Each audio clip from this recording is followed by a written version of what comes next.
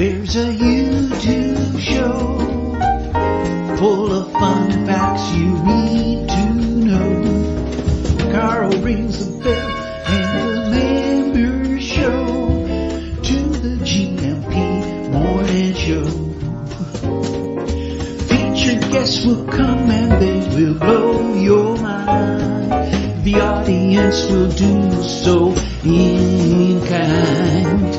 A little vanity mixed with some insanity on the morning show with GMP.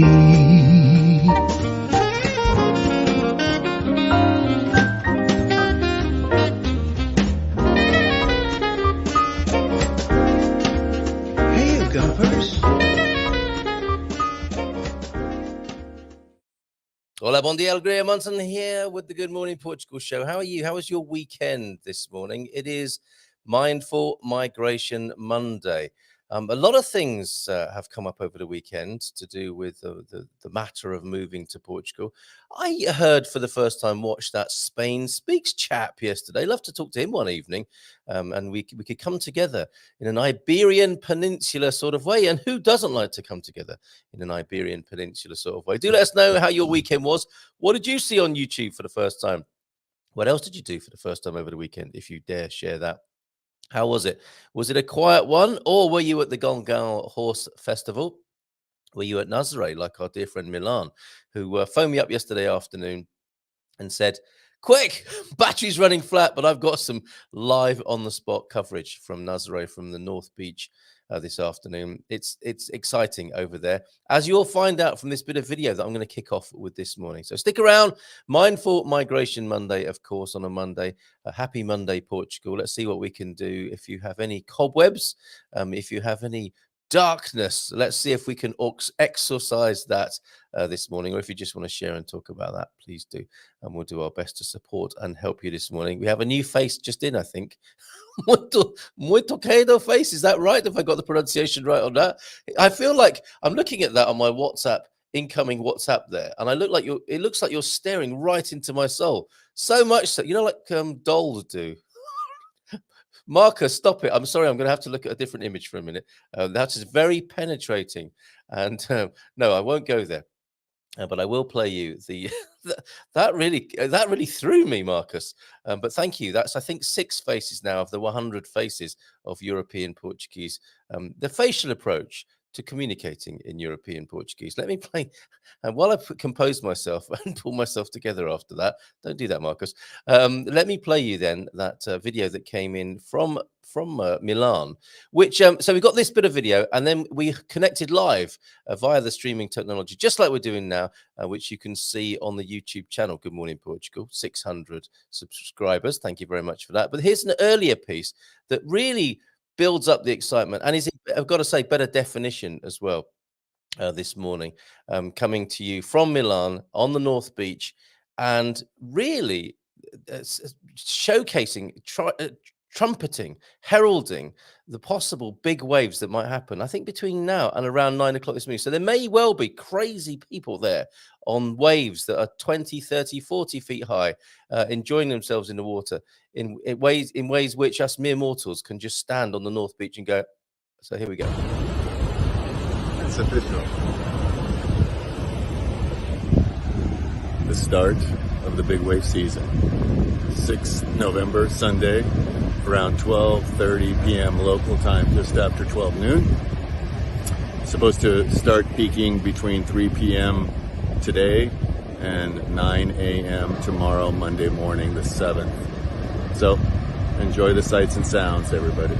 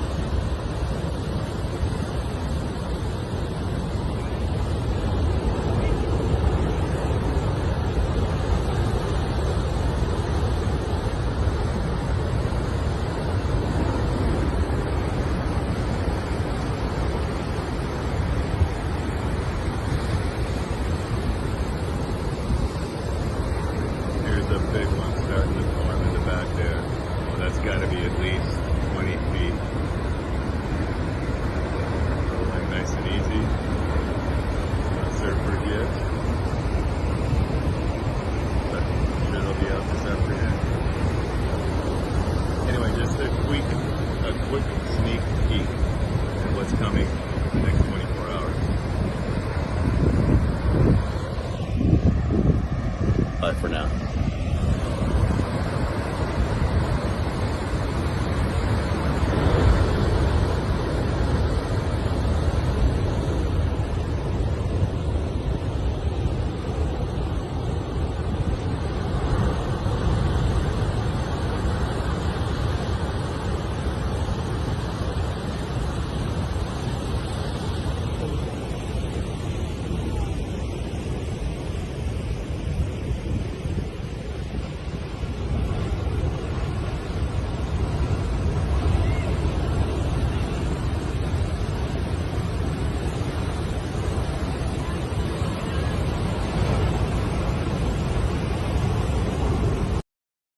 That's a bracing start to a Monday morning, isn't it? If you're wrapped up under your duvet and watching that, stay where you are. There are people in that water at the moment. I think it's coming together for the perfect surfing storm there. And I saw that when I was up at Grallia over the weekend, walking the dogs. The waves were big and noisy. And even in the bay in San Martino de Porto, if you've been to the bay here, this is what the quay looked like yesterday.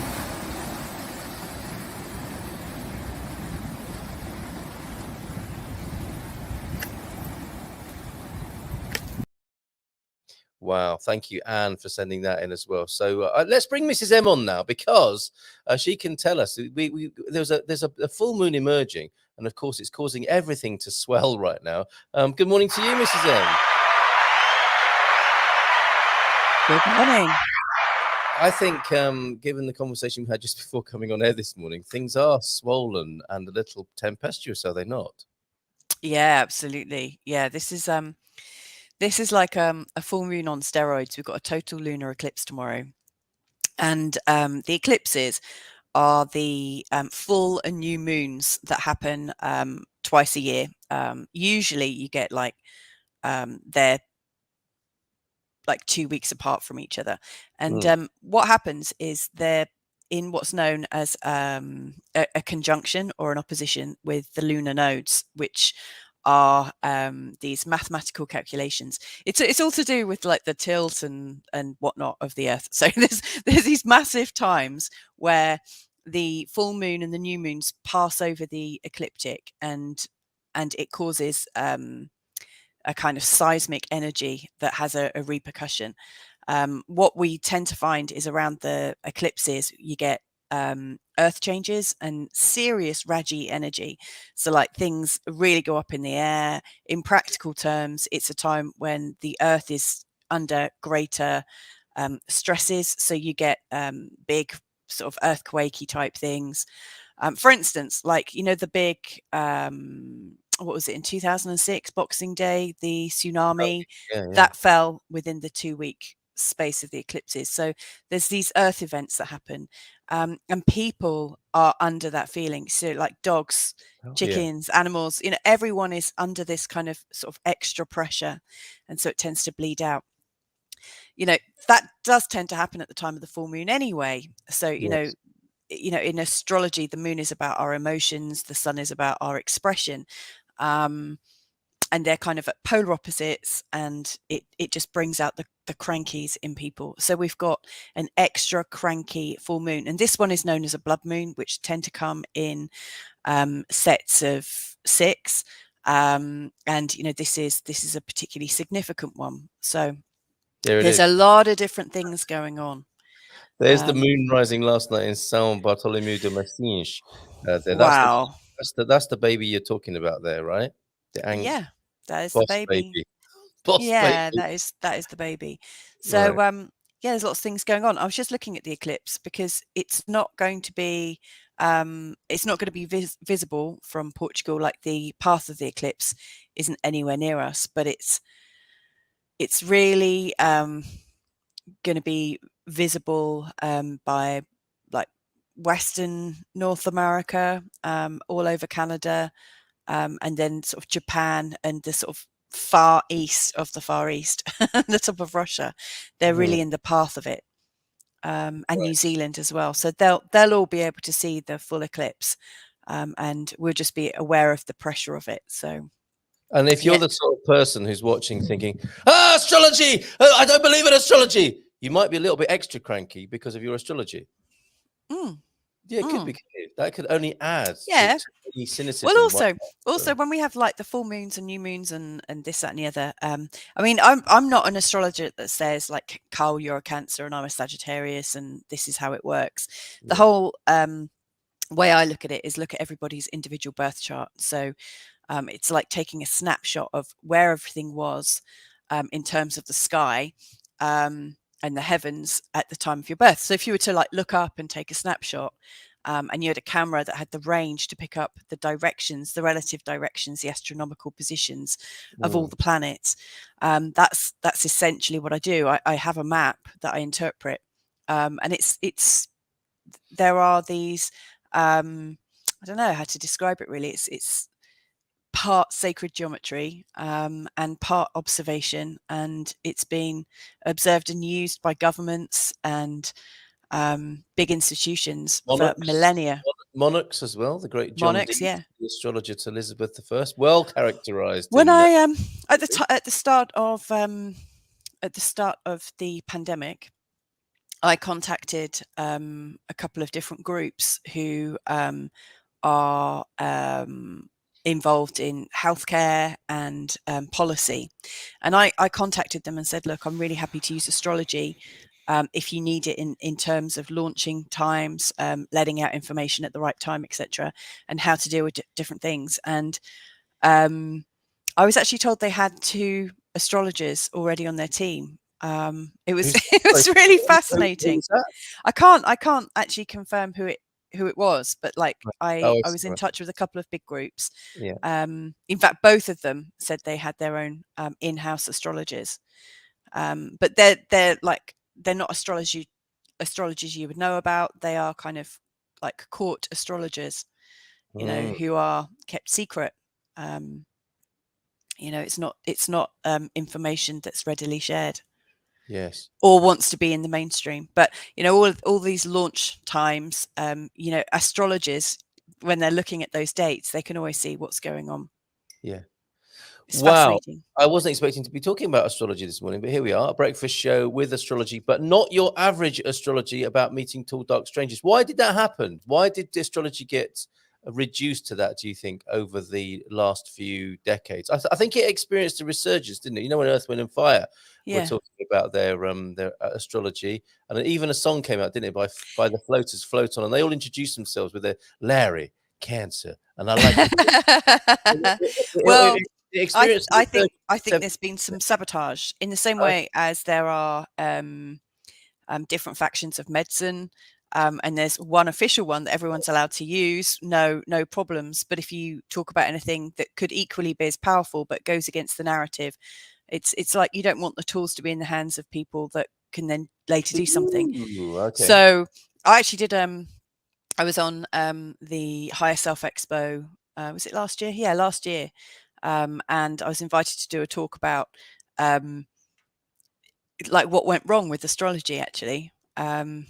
You know, like why is it seen as something that is ineffectual and make believe? And, you know, why does the horoscope astrology, why is that always the astrology that people are talking about and not the one that allows you to plan and see the times are coming? All it is a study of cycles. And I think a lot of what happened was during the times when the printing presses were invented, you know, when people were reading and writing and when people had a chance to study from books, the church all of a sudden came and separated itself. You know, astronomy and astrology were always, for millennia, they were seen as the same science. And then all of a sudden there was this big shift. You're right there. It looks like you're deep in thought. Well, I am, deep in the chat room. You have triggered the sharing of quite a few full moon pictures, which I'm hastily downloading as you speak. That is what I'm doing. There's also like the obvious kind of put down messages like, so which astrology school do you prefer, Louisa, Mystic Meg or Russell Grant? Neither of those, Pete. Absolutely neither of those. They are essentially kind of rubbish. They're just based on stereotypes. It's not based on statistics. It's not based on astronomy. It's not based on maths. It's based on dividing people up into 12ths, and I have no interest in that at all.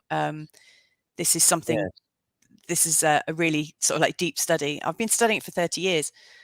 Well, be careful because he's going to be getting his big telescope out. Is it right to say then that astronomy is the Who impersonal? doesn't like to get a big telescope out first thing in the morning? Go on. Well, What? if you get pictures like this, I don't know if these were taken with the telescope. By the way, thank you, Victoria, for your beautiful, well, the windmills on the mountain there and the moon rising last night in São Bartolomeu de Massins. And then some Francis inspired to send in some moon pictures as well. Are these your pics, Francis, of the progression? They're incredible. That is awesome, isn't it? Quite extraordinary. I don't think we're talking about what I don't tell you. We're talking about what you're telling us about the moon this morning, which is extraordinary and has brought up in a way I didn't expect was happening this morning. But look at that from Francis. I think we got a few That's beautiful. full moonies here. That's possibly over Cape Town there. Francis, if you could give us a bit of backstory, and thank you for these and some of the other photographs you've sent in, and that as well. Look at that. Wow, that is really special. That is extraordinary, isn't it? Incredible. So astronomy, we could say then, is the impersonal view of the cosmos, and astrology is the personal view of the cosmos. Well, yeah, I mean, they were seen as the same study for years and years and years, because you've got like you say, the impersonal, you've got the observable things, and then you've got the context around it. I like what Thunderduck said there. That's what I was trying to say. That's what I was. Astrology is looking in. Yes. And so when I use astrology, I'm using it to help decode somebody's life. You know, so people come to me and they want to understand the cycles that they've been through in their life, and how they can kind of future-proof. You know, so they look at I help them unpack what's happened and how it fitted into particular astronomical cycles. And we look at, you know, futuring them, like seeing when is this cycle or a similar cycle going to come up. It's like investigating, trying to get to the linchpin of somebody's chart. And it's also a kind of, I guess, a method of discovery. And it's interesting, isn't it? The point I think you were making, or certainly the point I'm making about the point I thought you were making, is you could also describe astrology as person-centered astronomy, couldn't you? Yeah, absolutely. In the way that you described perhaps the rational age we live in, where certain things have been marginalized. The clue is in person-centered, isn't it? Absolutely. Most things have been industrialized, haven't they? Like medicine, like health, like education. And the more person-centered versions tend to get ridiculed, don't they? Yeah, absolutely. Over the industrialized approaches to all of these things, interestingly. Okay. Yeah. That's fantastic, Tito. Astronomy is looking up, astrology is looking in. Person-centered astronomy, you might say. Well, I mean, like one of the big things. That's a great ebook title. Like one of the things that I've been looking at in particular is when people move. So in my own client base, it's so funny that, you know, the people you work with and the people I work with, there's a lovely little sort of intersection, because over the last few years, I've been getting more and more people that are going through life changes, and that they want to know the time to initiate their move. You know, we can see it when they're thinking that it's time for a move. And so we're going through this whole change process. And also the grieving process. You know, I don't just do astrology, I combine it with hypnotherapy as well. So I'm really sort of like guiding people through finding the right time to make their life changes and helping them rebirth them.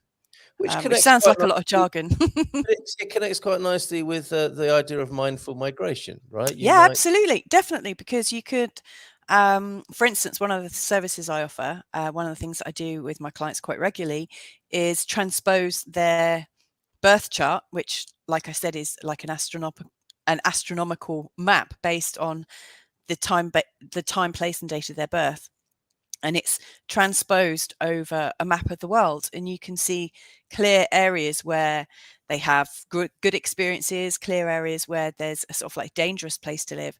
And most of us will live on one of these lines. You know, we tend to organize our lives without even realizing, you know, our lives tend to be organized over the lines that the areas of the world that match our programming. So, for instance, when we moved over here, I was looking at the hotspots for all of our family. Obviously, Solomon wasn't born then, but when I had his birth chart, I added him into the mix. So we can always see where it could be good for us in Portugal to live. And the as I recall, the Iberian line, if you like, Yeah. does average out as pretty good for our collective. Yeah, absolutely. Yeah, definitely. Yeah. You know, like we have these, I guess when you're working with these subtle energies and in alignment with them, you can start, it's almost, you talking about surfing this morning and you're seeing these incoming waves at Nazaré. Again, I'm not surprised that at the time of the eclipse and the full moon, that the waves are at their strongest. And you said there's a couple of times a year when that happens. But as an astrologer, I like to see these waves, these planetary waves coming in. And we've got a really massive pattern that's been coming on for months. And tomorrow, I think, is going to be really, I think this is really quite a difficult time for America in their midterms to blood moon and the eclipse. It's going to be a really disruptive. Yeah, it's going to be a very, very disruptive 2 weeks. And that's going to go on for some months. Right, God. Okay, so more full moon pictures. Look, what happened this morning? And I think Stephen's absolutely right here. This is what happens. This is perhaps a full moon effect in its own right, isn't it? Not talking about what you expect it to be. I mean, to be fair, I don't often expect to get through a show without having several curveballs and googlies. Yeah, you manage your curveballs very well. Oh, thank you so much. And that is indeed the power of the full moon, Carl. Things that you don't expect to get discussed, they come up, don't they? And we have even more mooning now. A bit of mooning from Owen as well. You know what I want to say, Owen, but I'm not going to. And there's a beauty. I mean, that's delicious, isn't it? That is absolutely fantastic. It's really lovely. Thank you for these. Your pictures this morning, Owen. It's shrouded in a bit of cloud there. That's not all. Look at this. Wow. There's a bit of moon worship going on here. Look at that as well. Oh my goodness. I mean, the moon in terms of electional astrology, like if we're looking at astrology in terms of countries and populace, the moon represents the people. It represents the consciousness, like the group consciousness of humanity.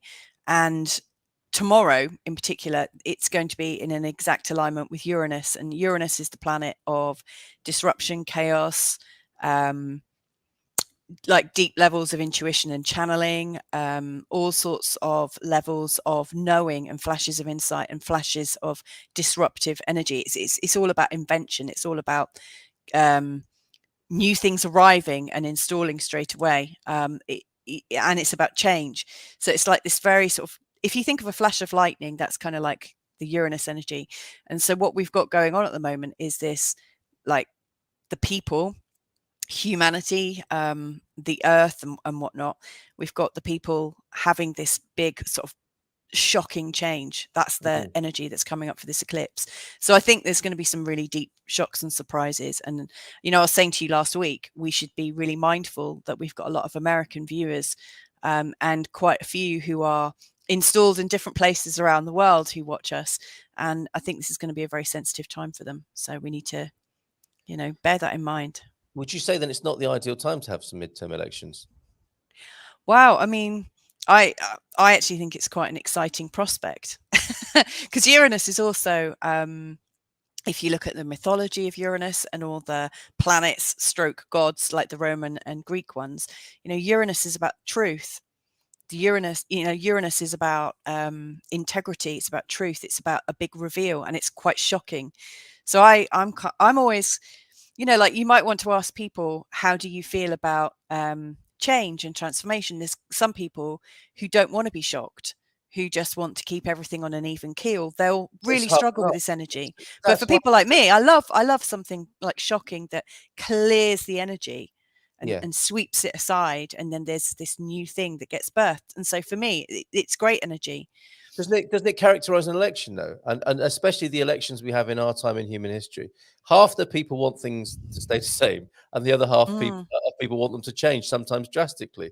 Now those dynamics are not good in reality, are they? They in the mind, it's like, yay, we can sweep away all that's old and bring in something new, or we can sweep away all this new stuff and bring back all the old stuff, or we could just keep it like it is, please. And that those forces are at work, aren't they? It would seem in most elections and referenda that we have now. And then we have this particular astronomical backdrop that you're describing this morning. And Well, hey, what I'm presto, more fascinated by, sorry, what I'm more fascinated by, like you're saying, the big tides, is this kind of wash that comes in, and it doesn't actually matter whether people want it to stay the same or whether, you know, things change. Actually, it's like something else, like consciousness. You know, is it like the consciousness of the earth or the people? Who knows? But it's like the combined energy is just getting washed away, and we are in the process. Yes. And we can go with it or not. Okay, amazing. But it's a time of discovery for us all. Swapna is saying that's nice. Thanks for the information. I don't Oh, think you're very welcome. Swapna is talking about astrology, though. Oh, Shilda and EI. The digital nomad visa tomorrow night between 9 and 10. Swapna, do join us for that. Make sure you subscribe at Expats Portugal on their YouTube channel for that, and we'll be talking to Gilda between 9 and 10 as we do every week.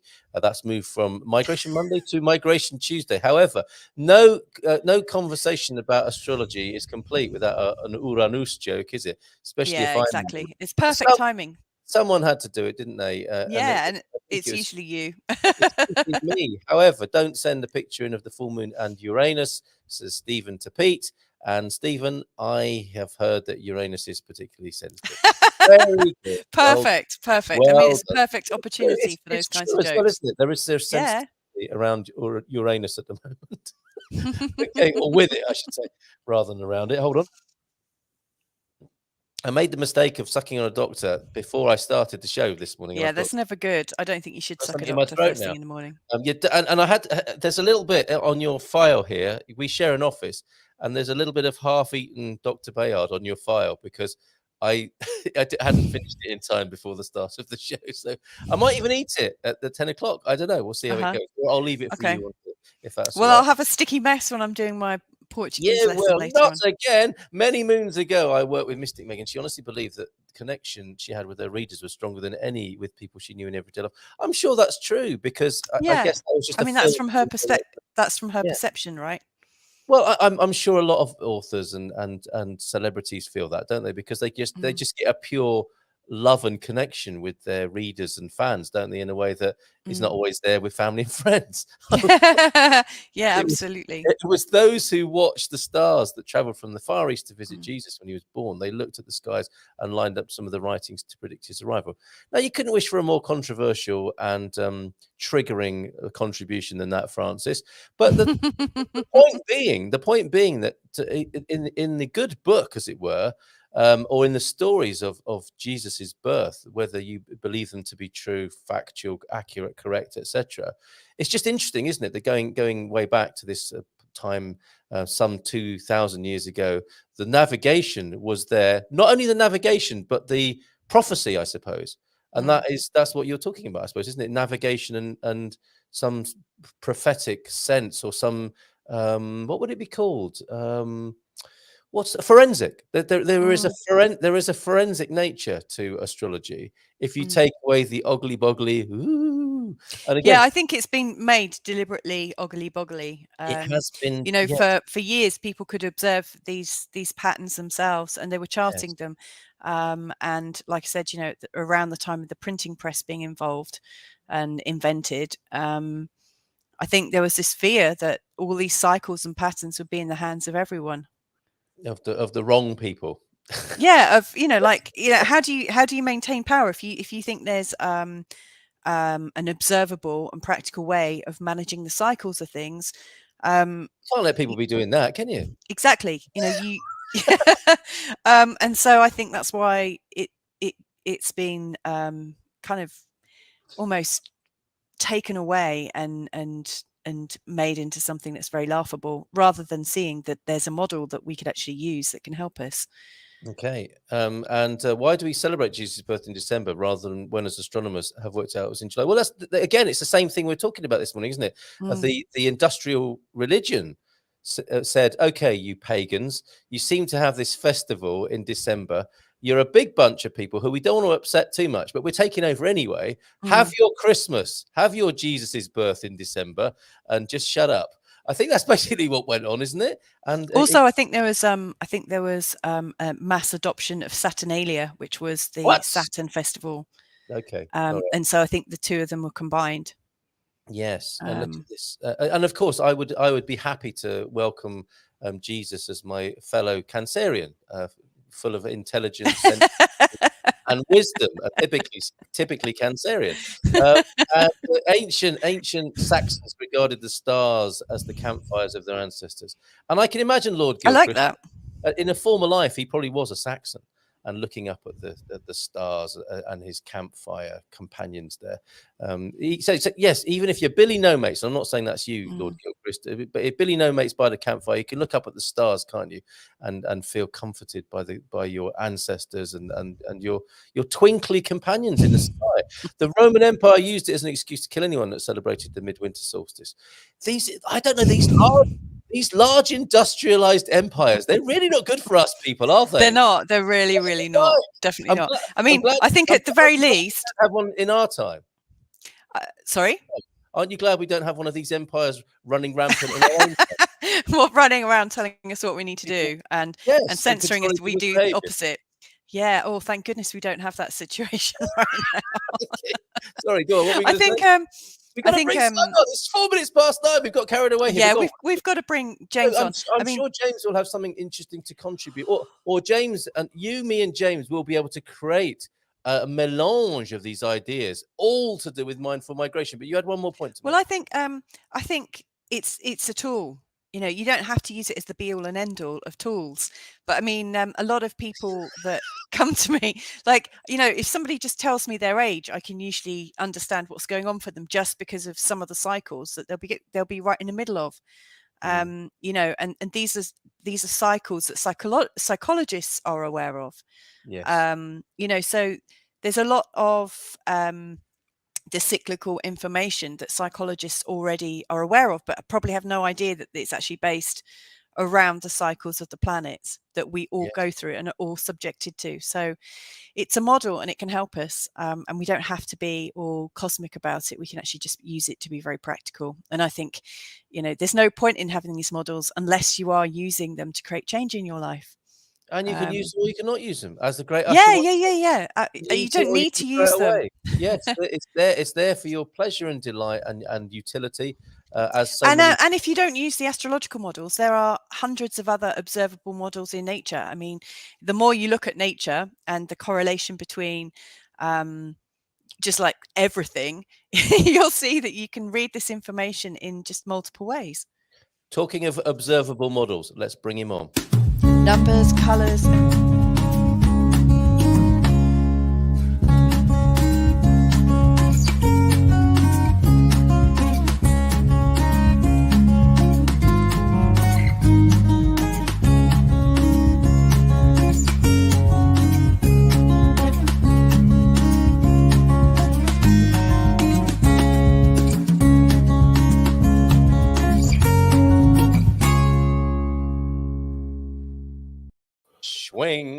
Good morning. Bon dia. Hi, James. How are you? Hola, bon dia, James. It's keep calm and carry on moving to Portugal. Mindful Migration Monday. That's quite a mouthful. Holy smokes. That's longer than my slug names. And that's long. That's long. Yes. Well, we did promise everybody that you and I would have a conversation in Portuguese. So, hola, bon dia, amigo. Como estás? Tudo bem, obrigado. E tu? Muito bem, obrigado. Eu estou a bom fim de semana, está bem? Sim, mais ou menos. Eu estou constipado.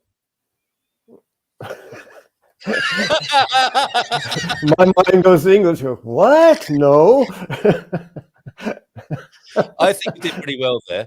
Should we extend on that a little bit more next week? Not bad. I think Antonio F will be assessing us, and I think we did fairly well there. I think we did all right. I realized I used a long O and I should have used a U in one of the words. It's like by then it's too late. So quick to judge. Oh my goodness! Oh wow! But that was great. We will extend each week when we see each other.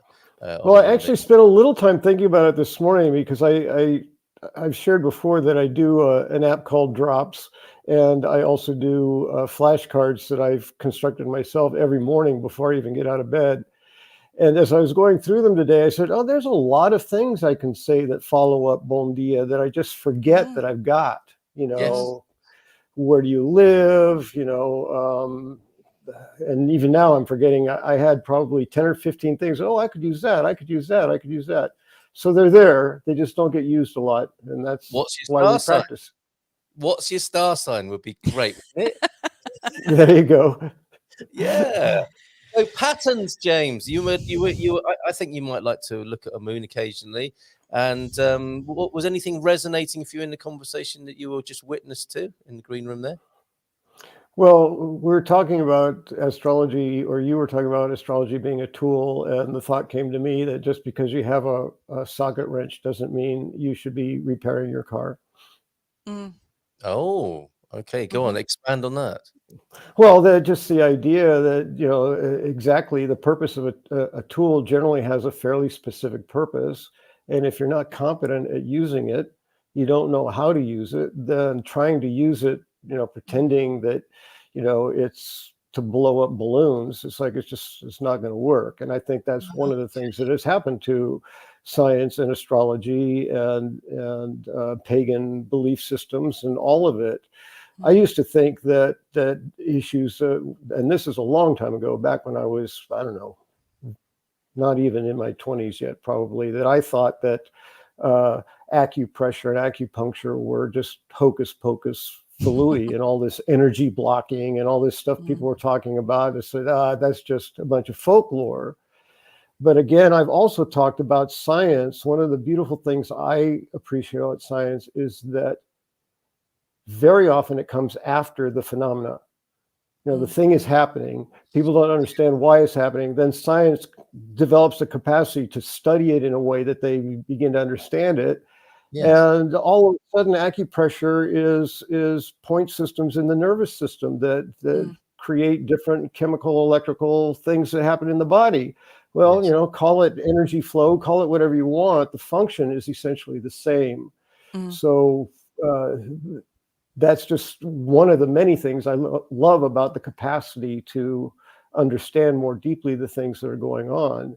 Now and because of anecdotal and actually research stuff in terms of alternative healings, I think it's undeniable. You can't say, oh, that's just hocus pocus baloney anymore. It's like all over the place. Worst case scenarios, go to acupressurists because nobody else can heal them, and those people heal them. Like, how does that happen? And how do you call that, you know, baloney? So I think maintaining an open mind is a key part to it. And I have a much more open mind than I did when I knew everything at age 17. So well said. Yeah, and science catches up with everything in the end, you know. And Pete says the connections between causes and effects are often much more subtle and complex than we, with our rough and ready understanding of the physical world, might naturally suppose. Well said, Pete. Yeah, that's very thoughtful. Yep, T-Duck, Emperor Constantine declared Christmas to be celebrated on December 25th, starting in the year 336. And at that time, the kids weren't as excited about it as they are now, were they? When Constantine. Okay, we're having Christmas. This thing called Christmas, right? And it's going to be on December 25th. And in years to come, people will look forward to this. I know you're not excited about it now, but believe me, people will be getting excited about this from around September in the year, before Halloween even. He wanted it to coincide with the pagan celebration honoring Saturn. There you go, Mrs. M. Saturnalia, I think you were talking about. Yeah, that's exactly what I said. Yeah, Saturnalia. Well, I have a theory too that I have recognized the Catholic Church as being both an amazingly flexible institution and also an incredibly rigid one. And I think when it came to trying to convert everyone on the planet that they were in contact with to Catholicism, it's very much like Portuguese colonization. It wasn't about overcoming the enemy. It was about incorporating them in what they already believed into what you were trying to establish. And I think the Catholic Church said, oh, these pagans are doing these things on the solstices, like, the late December. And they're having these parties and they're going inside and they're burning fires. And it seems like a very spiritual thing they're having. Let's call Christmas there. Yes. Because it doesn't make sense that the birth of a baby on a manger is going to happen on December 25th. That's just not going to happen. The shepherds are not going to be there. The sheep are not going to be there. They're all going to be hidden away somewhere in a warm environment. So, although I do think our producer was born on that day, actually, if I'm not mistaken. But he's not. yes, he's just a very naughty boy. I'm talking about, as the story goes, and I'm not trying to diminish the Christian belief system at all. I'm just saying that when you use logic about the timing of these things, sometimes they don't make sense. So, I mean, all kinds of people get born on December 25th, but in the middle of a manger, in the middle of winter, with shepherds and sheep around to keep the baby warm, that's not, I mean, you could add that to the miracle, but in terms of just sheer logic, it's not likely. And from some of the research I've seen done, it's highly more likely that Jesus was born in March, in the spring, which makes a ton more sense. It does. Again, talking about cycles, birth cycles in non-human animals makes a lot of logical sense, because our babies have to survive the day they're born. So if you do that in the middle of winter, they're all going to die frozen. So it needs to happen in the spring. And I think humans, not that far removed from it, also were in these cycles of birthing conceiving and birthing at certain times of the year that made more sense than the dead of winter. Now, of course, it happens from time to time. And now with central heating and housing, they're fornicating left, right, and centre, aren't they? Babies popping out everywhere. Yeah, got the Yule fire going. It's like, whew, let's do that. And in June or July, then all the babies start showing up. So. Well, yes, thank you for that this morning, James, and also acknowledging Catholicism as a rigid and flexible tool. Okay. Yeah, some of the most flexible religious people I've ever met have been Catholic nuns. Same here. Open-minded, scientifically oriented. It just astounded me when I discovered that. So it's amazing when you lift the habits. I mean, metaphorically, I don't recommend anyone do that. But if you scratch the surface, part the habits, you will find, won't you? You can be surprised. I think they're a lot like seasons and how we spoke about seasonal diets. Francis, on the same wavelength as you here, James. The skies were meant to be red. Oh, isn't that lovely? Reading the skies. Which, of course, it's not the only one either. There's a few people talking about it. Yeah, I think many in the church demonized it because they realized its value. I'm so glad that doesn't happen anymore. A hammer has just look at all the navigators who were reading the sky just to figure out how to get from one place to another. I mean, that's amazing.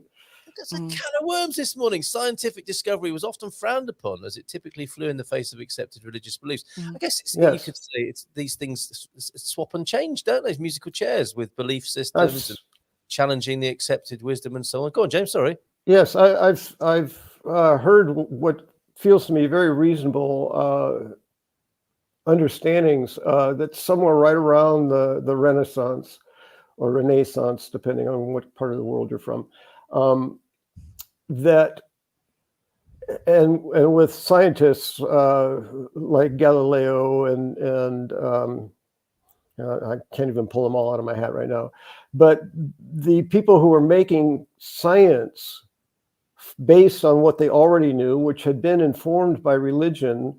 Again, this is one of the more negative sides of the Catholic Church. The Catholic Church, I think, realized they're not going to beat this science thing. Like, it's gone too far. We can't pull it back. We can't claim that this is all God in the way that we have been saying it. So at some point, in a very simple way, they said, okay, you can have science, but we're in charge of religion. So don't touch this. And you can do what you're doing. And that's where it began to separate. I think they're fully incorporated, fully entwined in this whole concept of we're all one and everything is connected.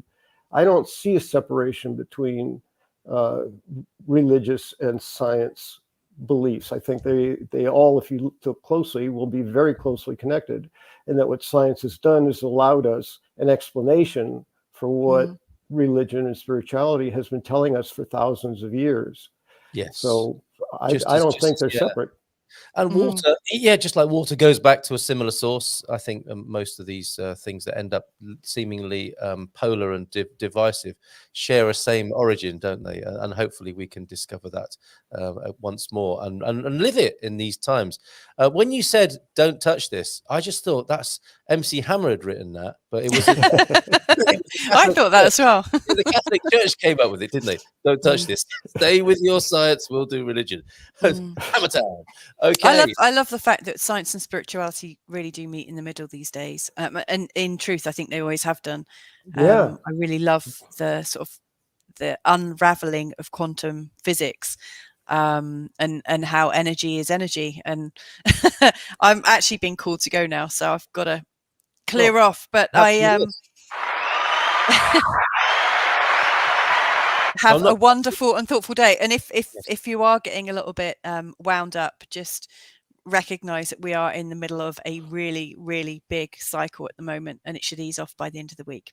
So well, thank you for that reassurance. That's really helpful. Much appreciated, Mrs. M. Yeah, and if anyone wants to learn anything about astrology, learn their own charts, I'm going to be teaching it on my new channel, which is Feel Good Astrology. I have no subscribers yet. I've only just set it up. It's actually going to be a dedicated space for learning astrology. So anyway, lots of love to you all. Bye. Nicely done. Bye-bye. Nicely done. Cha-cha. There she goes. Mrs. Are you waiting for me to exit you, or are you exiting yourself there? I'm exiting myself. Ciao. There she goes. Bye-bye. Thank you very much. Well, not clapping because she's going, clapping because of her fine contribution this morning. James, what's been on your mind? That's a question I usually ask you much sooner in the hour that you join us on a Monday for Mindful Migration Monday. What has been on your mind? I have one remaining comment in regarding to science and religion, and it simply is that this is why Carl Sagan is one of my all-time heroes. Mm-hmm. He was a poet and a scientist and an avid believer in spirituality and the existence of God, however we may see that. And he was able to so eloquently put those pieces together like no one I've seen since. So this is one of the reasons that Symphony of Science video that I shared moves me so much. You get a chance to hear these scientists' philosophical and poetic ways of understanding things that can sometimes feel very dry, scientific-y. So that's the last I have to say on that. I wept when you suggested I watch that video with Sagan and other scientists talking about their absolute passion. It was set to some amazing music as well, some very moving music. But I can't remember what it's called even now. But I remember you sending me that, and I was very, very moved by that. So perhaps you can share that on one of our social media outlets, platforms that us GuMPers use. That would be great, James. Sure. Yeah. All right. Well, so we've got a number of things to shoehorn into the remaining 40 minutes of the show. We will have a look at the news and the weather, what's coming up this week. We also have a little video segment. It's Andy Klein's latest our expat journey, very, very appropriate for this morning, and the sort of latest episode of his journey as he's chronicling it as a documentary filmmaker, actually, on his channel. But he name checks us GuMPers on Good Morning Portugal. So we'll play a little bit of that video as well, and the lovely metaphor that he comes up with for moving that will be food for thought. And of course, we've got a God Score tip of the day, Portuguese saying over there, a few dad jokes as well that we'll do towards the end of the show. But I would love to know what you've been thinking, if anything. I did ask you how your constipado was when we were having our Portuguese part of the conversation. That, of course, means constipation of the nasal passages rather than the other passages, doesn't it? Okay. Yeah, well, that I knew. Well, I didn't know. I assumed it couldn't mean what it would easily translate to in English just by the word itself. But in the moment, I couldn't put together congestion with constipation. So there's two different parts of the body that you generally don't want to put close together. So yes, they're like science and religion, aren't they, in some ways? But hopefully, but connected as well in a way that we can't necessarily understand or appreciate. Well, and unlike the science and medical terms that are very, very similar, I just made up decongestant and expectorant yesterday if I needed to go to the pharmacy, and I added what seemed like it would be a logical Portuguese ending to the word itself, and was very, very close. with both. So thank you for sharing. Right. Yes. Beware of that. So when you are walking past the pharmacy and they're talking about constipado, it is the constipation of the upstairs rather than the downstairs. And the cafe constipado, which caused me to laugh quite heartily for several minutes, and still to this day I giggle a little bit. The cafe constipado is what the Italians would call an affogato, which is a beautiful invention, which is a blob of ice cream covered in an espresso shot. To me, that is one of the great things in life, is an affogato. Even McDonald's have got one in Portugal. It's quite amazing. But you try that if you can, and have the pleasure of walking up to an ice cream counter or a cafe in Portugal and saying, "Pode ser café constipado, faz favor," and you will be, I think, heartily pleased with yourself for speaking in Portuguese and getting a very nice drink, dessert, treat, whatever you might want to call it. But we're still no closer to what's been on your mind, James. It can be so random. I did want to follow up a little bit. It struck me that when people were, the conversation got going about faking it till you make it in regard to the language, after I was making some comments about I'm not going to pretend I don't understand. And I think it got a little mixed up in there. And I noticed a distinction that felt enough for me to want to bring it up. And that is that for me personally, I am not at all opposed to engaging and listening and trying and inventing words that I think make sense. So in some ways that might be faking it till you make it. But the point was very specific, that if someone is talking to me in Portuguese and I don't understand what they're saying, I'm not going to nod and go, "Oh, I'm not going to do that. I will ask a question, or I'll say I don't understand." So that's the only difference that I'm talking about. And, fake it till you make it has two sides, really. One is that you're just pretending and you're getting nowhere. And the other is, this is how you practice getting to where you want to be. So I think that's what people meant. So anyway, the educator in me, that part of me that overthinks stuff, just wanted to clarify that You're so thoughtful like that. Can you imagine if I went back over everything that I said slightly wrongly? We'd need 5 hours every day, wouldn't we? Of that. And times of corrections. But I love that about you. You're keen to clear up any mess you might have created. Whereas me, I just run off as if nothing ever happened.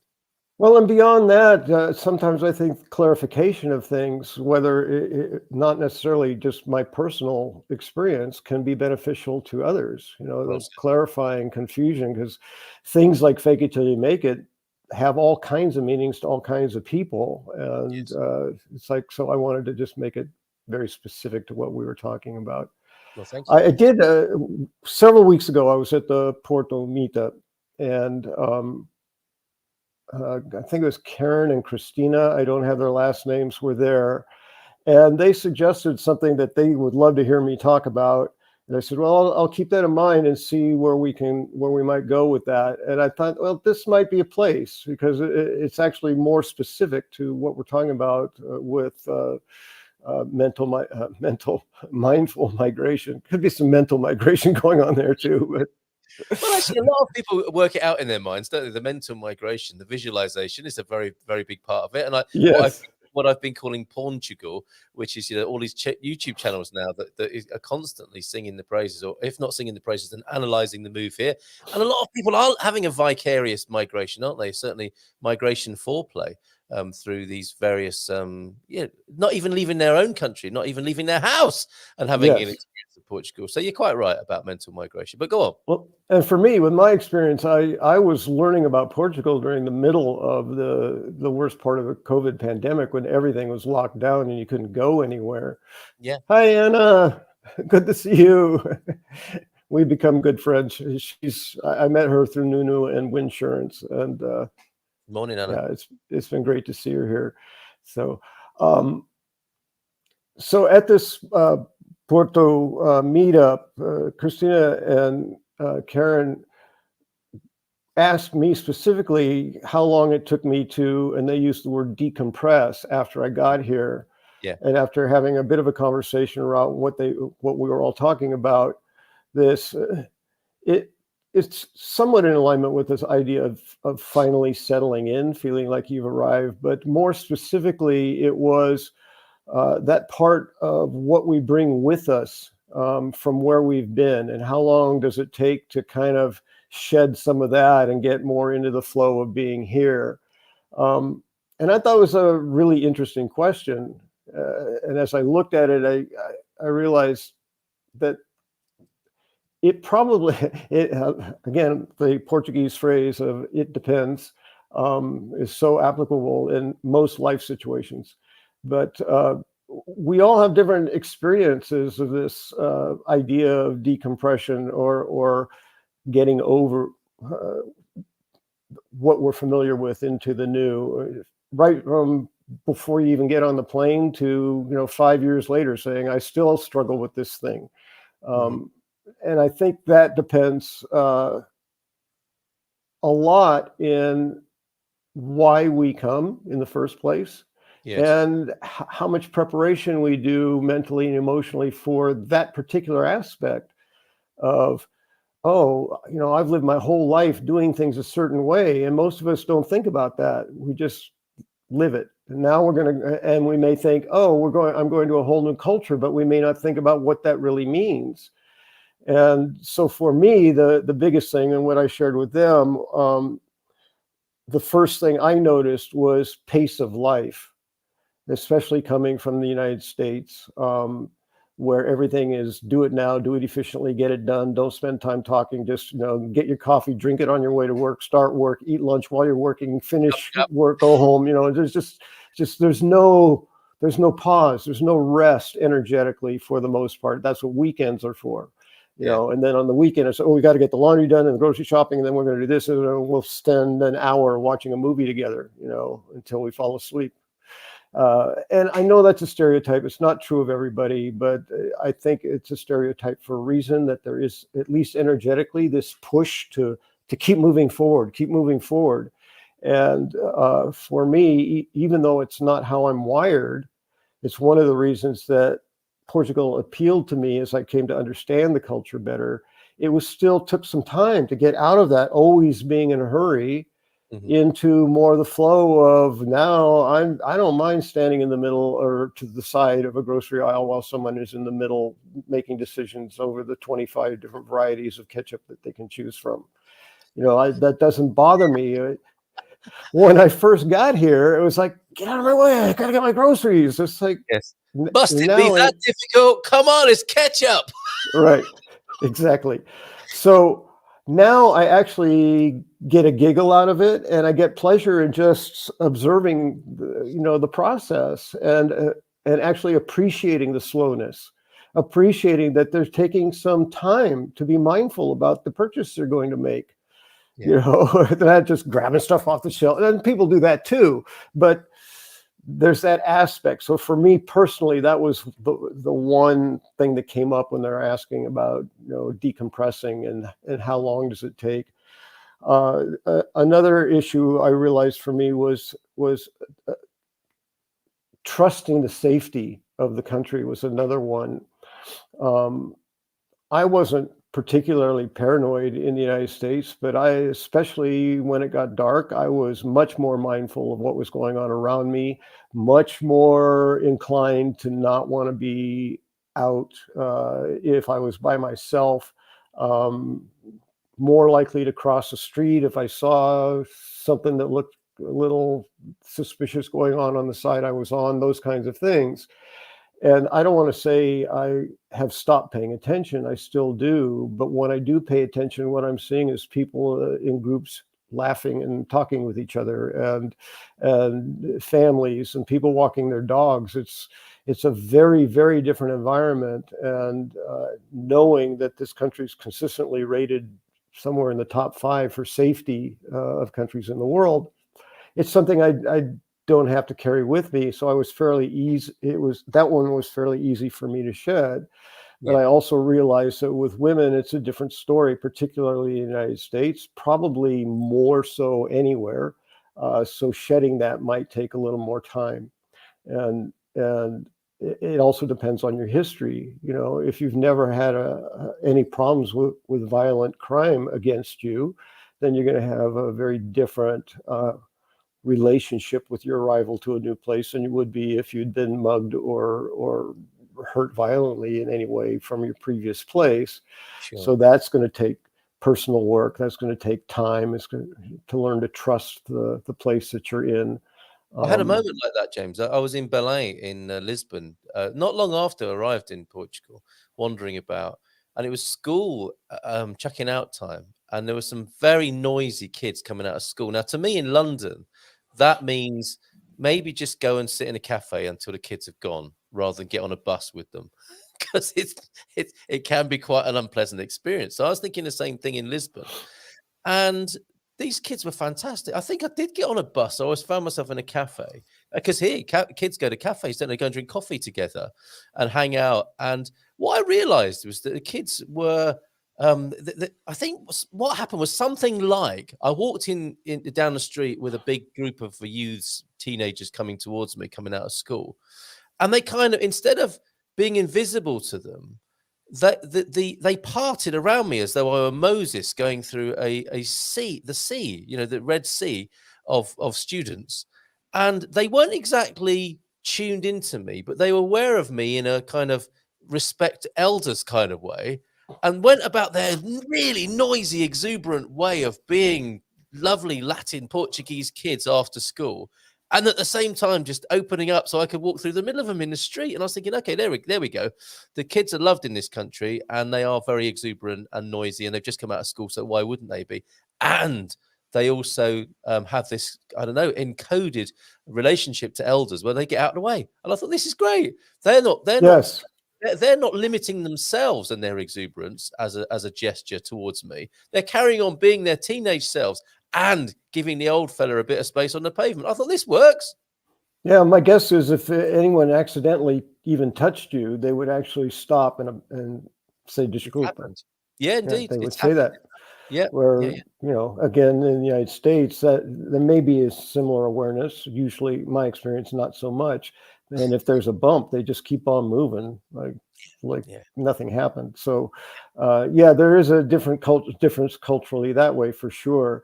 I've actually had occasion to be on the bus in the morning in the direction of Lisboa several times, and over the summer I didn't experience it. And all of a sudden, the first time in the fall that I did that, there were a bunch of younger children, elementary age kids, all of them getting on the bus and excited to be with each other and talking about each other and looking at each other's lunch bags and all that stuff. And I was just delighted.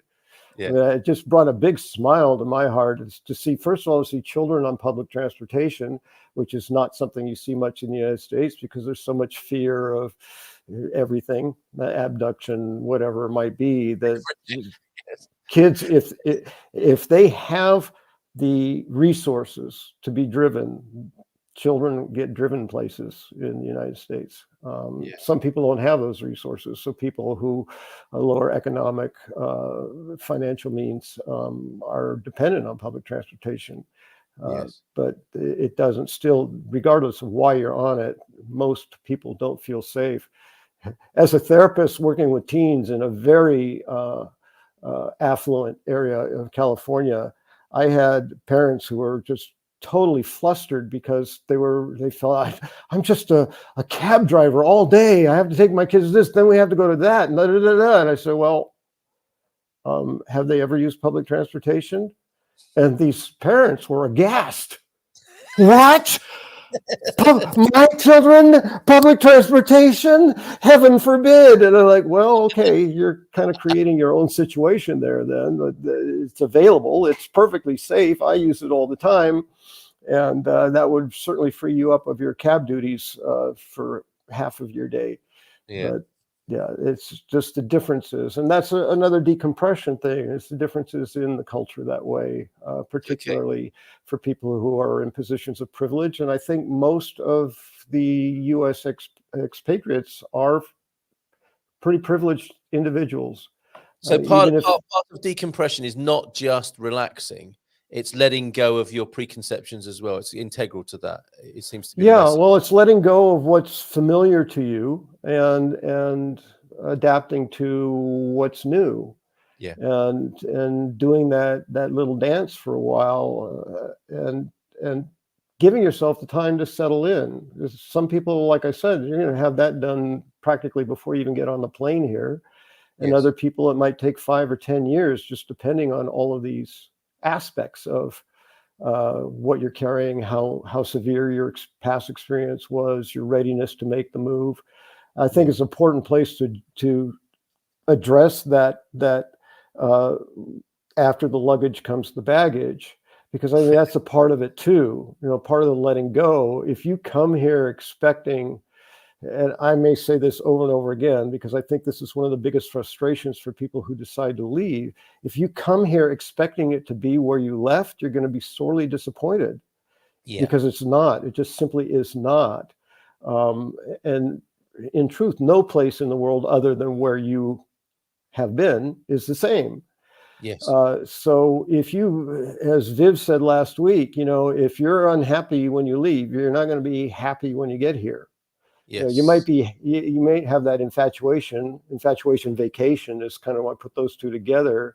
But after a few weeks, once it starts being a normal life, your habitual way of being in the world is going to catch up to you. And if you haven't done your work and you haven't understood this, we also mentioned the moving towards something as opposed to moving away from it.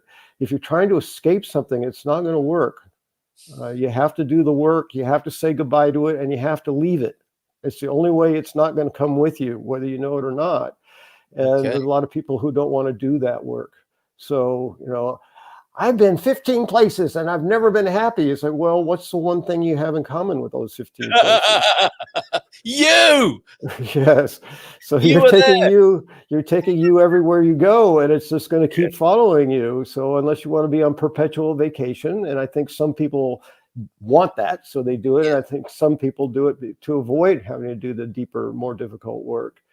But if you're not happy, don't blame your circumstances.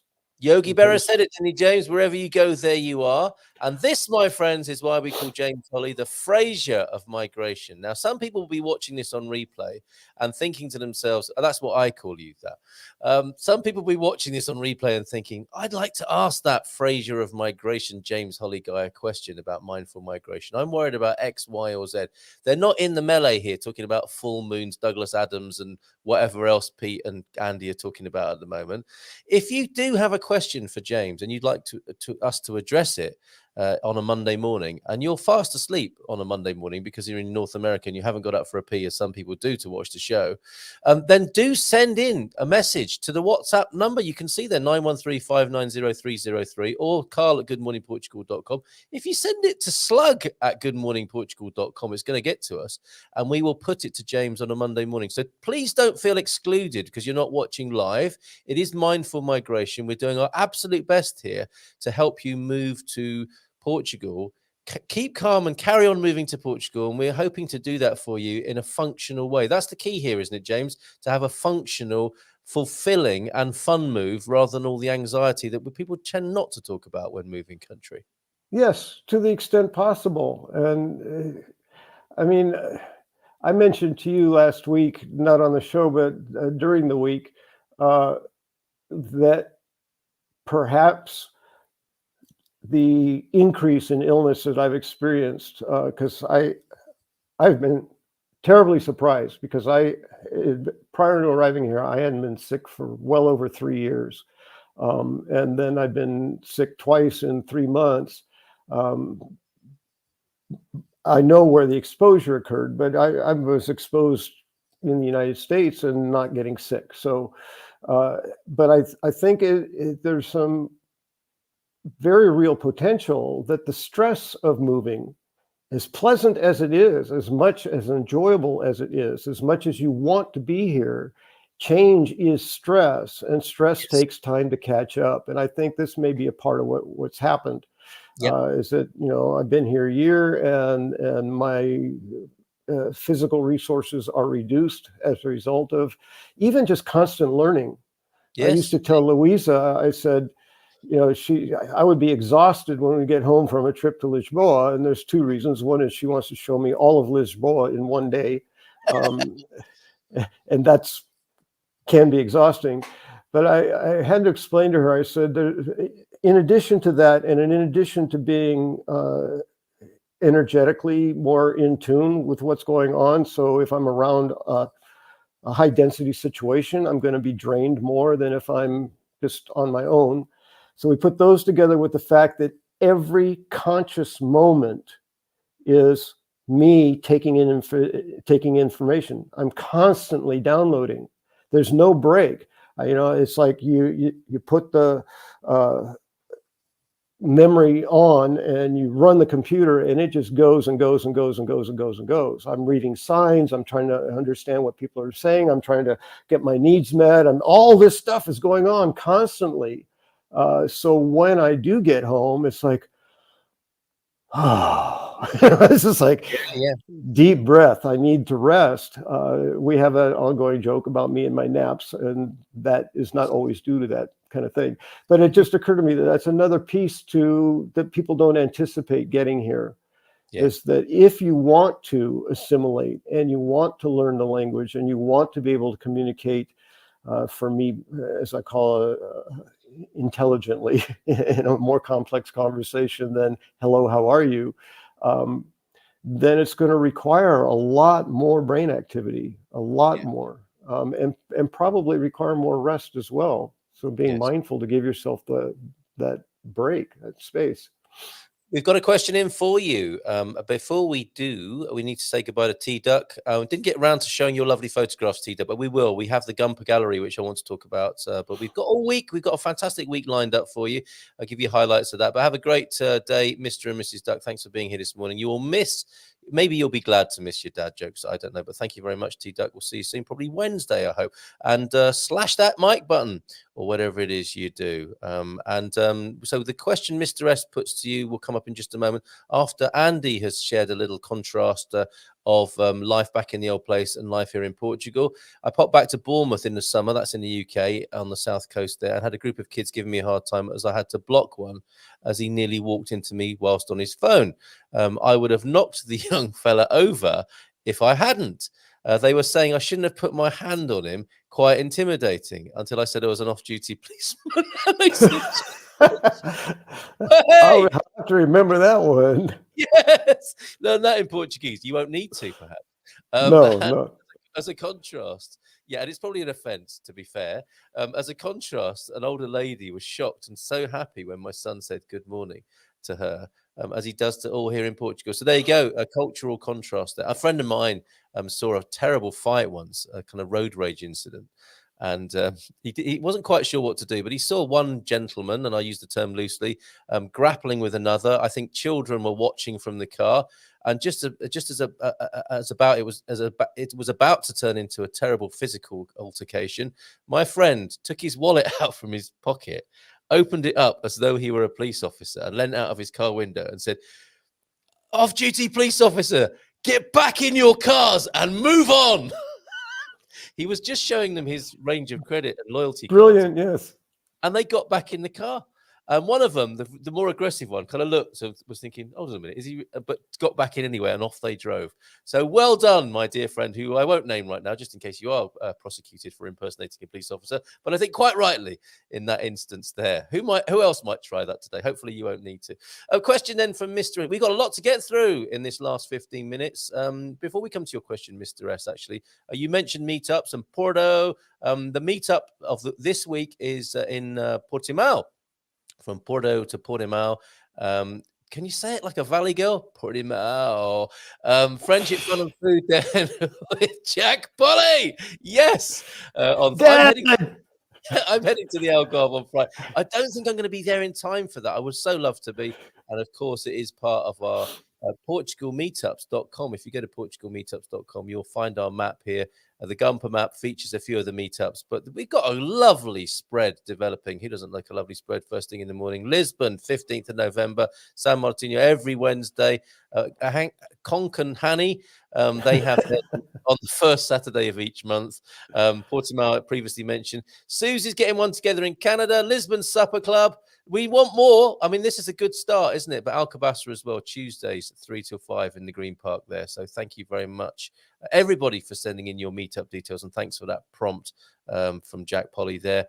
That's down at the Quay in Portimao at noon this coming Thursday. And another meetup. Yeah, I'll be hosting, moderating a panel pulled together by Serenity on Friday. More details to follow this week, but that will be in Almansil. We'll be there and having some fun in Almansil on Friday after the show.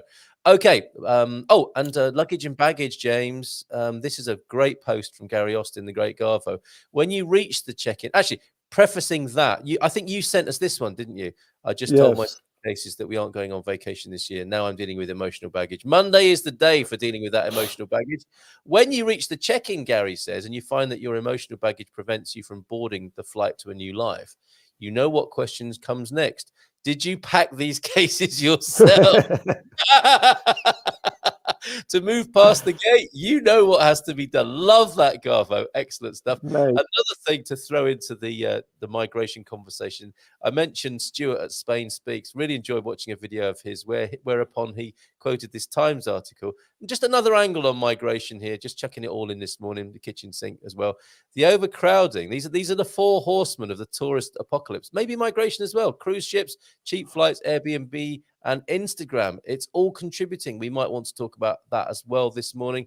And just finally, those migrants who read the Portugal news and comment, Fernando Pessoa apparently had a quote about them. Is there anything more sour upon this sweet earth than he who comments in the comments section of the Portugal news? He was ahead of his time, that bloke, wasn't he? But back to the real life questions and Mr. S. Jim, he's quite familiar, isn't he? Jim, why does the moving seem so radical? I don't see it that way, but I do see Americans leaving all behind. Why? What do you think he means there? Wow, that's a good question. It's leading me to assume quite a lot. the context. I can speak to myself personally. I can speak to many of the Americans that I have spoken with, most of whom are from California. I haven't seen the statistics, but it wouldn't surprise me if 50% of the U.S. immigrants are coming from the state of California. And I believe that because one of the jokes is California sometimes referred to as the left coast of the United States. Because on a map, it's on the left, but it's, anyway. And I think it goes in many ways politically, and I don't want to get on that, but I'll chalk it up essentially to dissatisfaction, cultural dissatisfaction, the dissatisfaction with, at least for me, the first time in my life, feeling almost helpless to change anything because of the overwhelming influence of corporate money in decisions that are being made. So there's frustration, and there's annoyance, and there's anger, and there's sadness, and there's a whole lot of things going on in the United States in general that I do not attribute to the man himself, Trump, but I attribute it to the phenomenon that occurred as a result of his exposure to the culture. I think many people like myself felt major setbacks in terms of social justice and racism.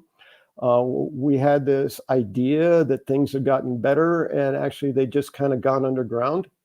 And Trump just got out the shovel, and all this ugly hatred and stuff just started showing up again. And so there was a certain feeling of feeling defeated as well. So I think a lot of people just said, this is not the place I want to be. I don't want to live in this.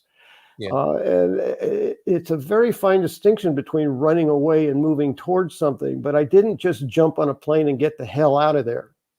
I started looking around. Where do I want to be was my first question. And my first answer was Santa Cruz, California. But I've been priced out of that place. And it was as being as inundated by the other things that were causing me to ask the question in the first place. So then I started looking for the Santa Cruz, California of the world. Where would that be? And ultimately I found Ericeira. I started learning about Portugal. I started realizing, ooh, the feeling was this is what suited for me. This is the clothing I can try on and it will fit, rather than trying to put on this tight old stuff that doesn't fit me and is uncomfortable.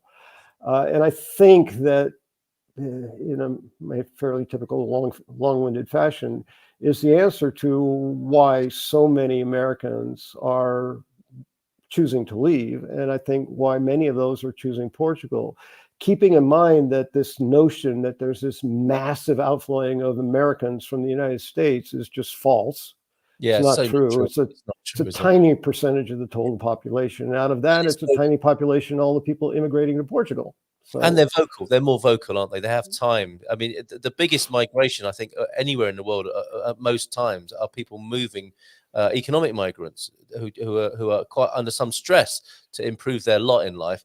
They don't have time to blog about it, do they? They don't have time to write letters into the New York or LA Times about it. They're cracking on with their lives in a survival mode. And the white collar migration that we are privileged enough to be part of and talk about here is a little bit more vocal, and that's why it seems so much bigger. I'm from Boston. Thank you for that response there, Frasier of migration, James Holley. I'm from Boston, and I have felt the same. I understand, and yes, indeed, that feeling is plenty to want to leave for good. And that, I think it needs to be tempered, doesn't it? From what you were saying before, James, and what you often say. Radical is not a surfing term there. And it's not to do with leaving everything behind with your stuff. We're talking about politically radical, aren't we? It's like, I'm done with this. I'm going. And whilst that might be a useful and emotive, literally emotional, the motion to move you and to have you thinking about Portugal, that alone could lead to some awkwardness in adjustment, right? There needs to be more to it, perhaps, than that, just that emotional outburst or reaction to the country you're leaving. And it's politics. Yes, and in this case, you might actually get some long-term or permanent relief because you're changing the culture that you're in, you're feeling the burden from, to a culture that is less that. So you still need to make the adjustments. You're still going to need to do that decompression. There's all that still necessary. Yes. But ultimately, it goes down to why are you making the move? And if you're making the move to run away from something, chances are you're not. I mean, that's pretty random, where you end up. But if you're looking within, what do I need? And then you're looking without and saying, where am I most likely to find those things?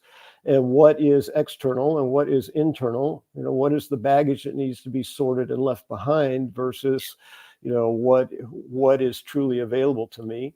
There's confirmation bias is a huge one too. If you believe something's better, you're going to find all the reasons that it is. So you need to watch out for that. But why do you make the move? That's the main thing. Yes. And Marcus, thank you for this. And thank you for your face of the day, the up early face, as we've discovered. And we will meme those at some point, probably before you've got to 100 of them. I learned this during therapy, resonating with what's been said. And no matter how many times we move, there is no such thing as a geographical solution to a personal trauma. That is such a good turn of phrase, isn't it? An excellent condensation of what's been spoken about. So, great work, Marcus. And not just the faces, but the words as well. Let's cleanse our palates with some deep thoughts, some Portuguese sayings and some dad jokes as we go into the 5 minutes that's remaining. I mean, my goodness, where did that go? Got a couple of video segments to play you as well. Got an apology from Doug for getting me into some copyright trouble. He's a bit of a panpipes aficionado and what's the word, virtuoso player. Stay tuned for that treat as well, probably as the climax of the show this morning.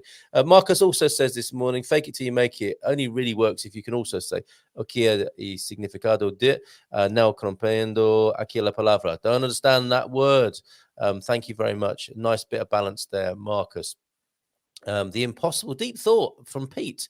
Pete's in a certain kind of mood this morning, isn't he? The impossible often has a kind of integrity to it, which the merely improbable lacks. Is that Douglas Adams or is that you, Pete? But thank you for sharing nonetheless. Bon dia from the Coach Turner. Let's have a look at a God Score tip of the day. We're back to child grappling today, so won't be able to listen to the show. Had a lovely lunch with all the family yesterday for the eldest 40th. How did that happen? Yeah, and I think T-Duck saying something similar. A grandchild just celebrating their 21st birthday as well. Congratulations, all you oldies and you wonderful grandparents. Shout out to you all. God Squad tip of the day from Coach Turner. At this time of the year, athletes are winter training.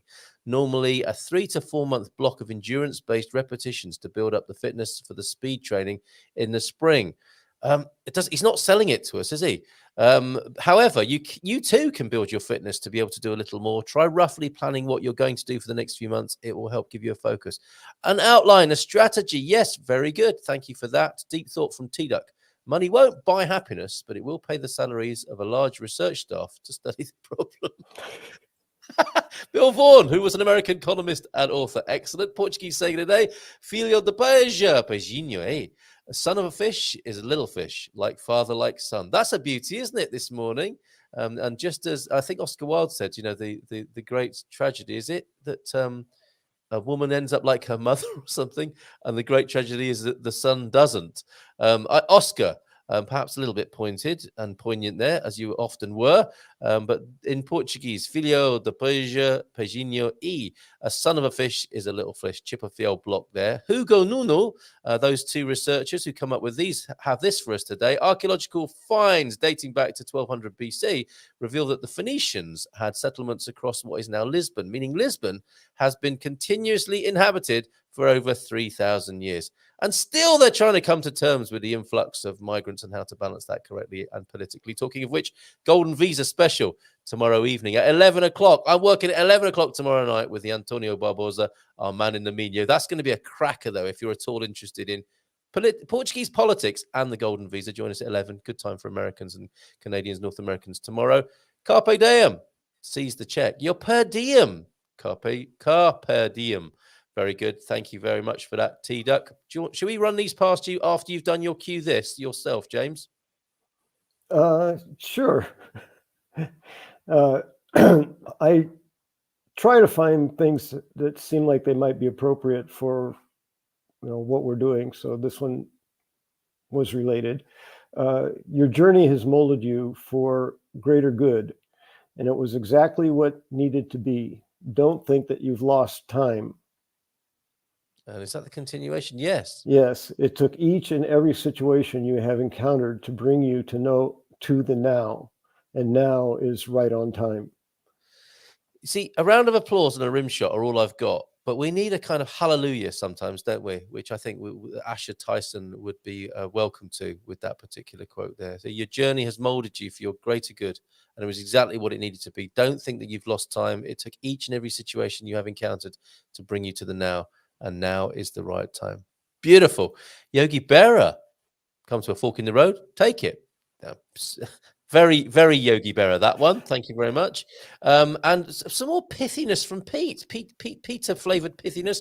Words used carelessly as if they did not matter in any serious way, often allowed otherwise well-guarded truths to seep through. I think this is Douglas Adams, isn't it? And a life.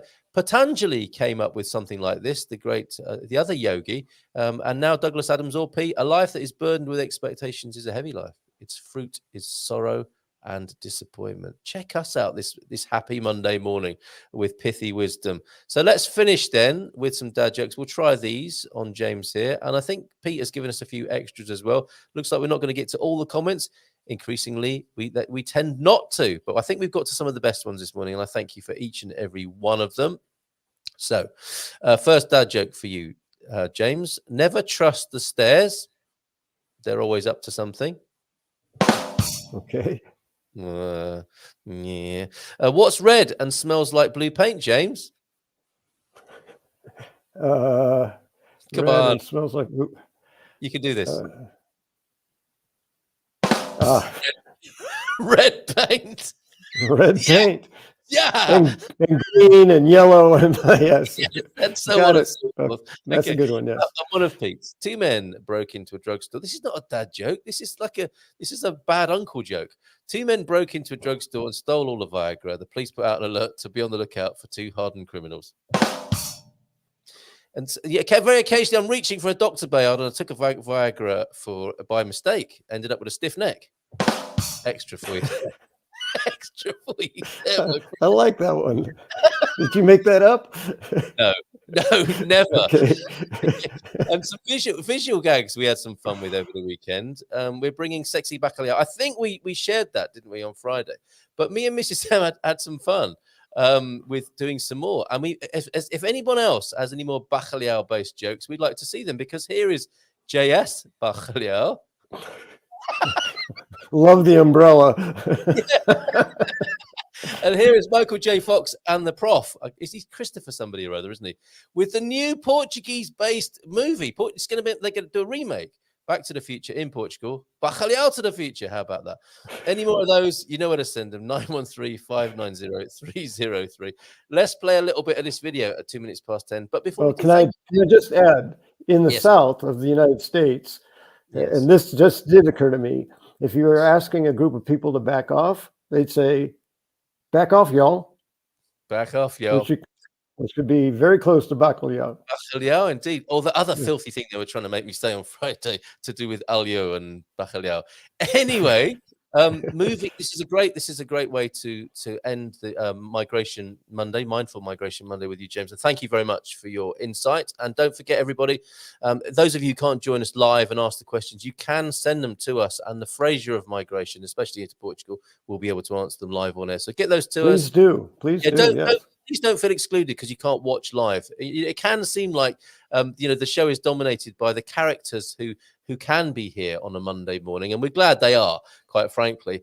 But they're in no way exclusive or in any way keeping anyone else out from contributing and being part of the show. We can bring you in virtually from a question you send us on the WhatsApp line, or Carl at Good Morning Portugal, or even James or Slug at Good Morning Portugal as well. So please get those questions coming in, and James will give those his heartfelt attention and intention and help you in the best way possible. Here, looking at migration from another angle, is Andy Klein, episode 14 of his excellent series of our expat journey on YouTube. Please subscribe to that. You can find out how to do so on the GuMPer news desk. Go to all the W's, goodmorningportugal.com. Click on the news and weather tab. Not going to have time to look at those with you this morning, but do have a look at those yourself, and you'll see a link to this video. I'll play a little bit of this, and then we'll go to Doug's apology. Cheers, James. Have a great week, my friend, and we look forward to seeing you again next Monday. Ciao, ciao. Obrigado.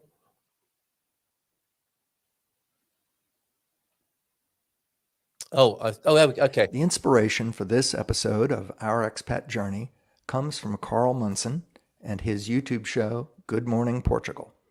It's an eclectic blend of entertainment, inspiration, and solid advice focused on helping expats enjoy living in Portugal, and a lot of other cool stuff too. The advice offered in 2 recent shows was focused on understanding that once familiar things need to be relearned in a new culture, and you must orient yourself and your passions, bring your passions, to that new culture. This advice reminded me of a mode of thinking, learning, and acting I've used to teach students how to make big projects for the mass media. And I'm using it now to deal with the topsy-turvy mixed metaphor madness of that roller coaster heading into the rabbit hole, also known as going through the process of moving to Portugal. It's called gamification. And if you've ever played a video game, I don't have to explain it to you, except to say that it can be applied to nearly any situation in which you need to think, learn, and act in new ways or in new situations. Like a character created into a new game, I am recreating myself as an immigrant in a new culture. I'm in the tutorial phase of the game. Let me walk you through this. Starting a new game, we start a new character in a very real sense in these role-playing games, especially since we'll be playing with other human beings. You're creating an alternate self that in the world of the game will be very real. Just like I've got to recreate myself for the very real new game of living in Portugal. How about that? So go to the news desk if you want the link to that. That's quite amazing. Gamification of moving to Portugal. A nice migration metaphor there. The other day, Dougie got me in a bit of trouble, didn't he? Playing the Bee Gees on one of the videos that his 2-minute tasters that he shares with us. I'm still seeing these moon pictures in the picture deck. Thank you so much. I think we need to put those up on a special page on the website. Thank you very much, everybody who's feeling that moon right now. However, a video apology from Dougie to finish with today. And if you like the panpipes, you might love this. Okay, see you tomorrow. Thank you very much for being here this morning. Check out Andy's video link at the news desk, and also you can see the weather if you would like to there, because we didn't get around to it today. Have a great day. Ciao for now. Até a próxima.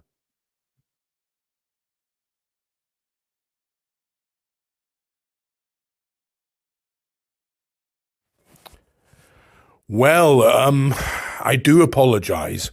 Carl has let me know that I've been a little bit of a naughty boy, and by that I mean I've actually infringed copyright laws by including some Bee Gees music completely by mistake on one of my recent videos.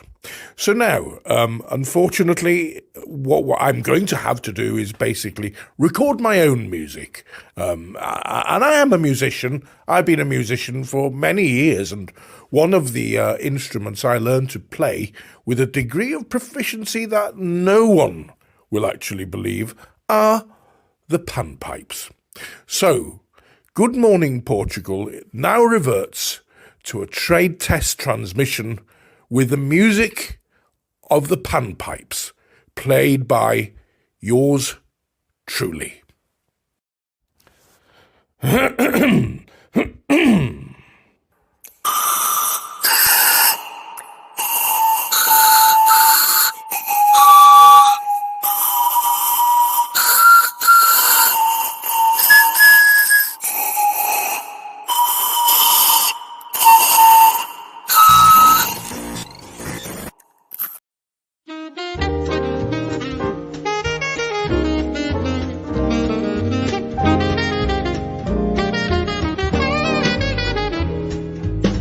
In Portugal, there's a YouTube show full of fun facts you need to know. Carl rings the bell and the members show to the GMP morning show.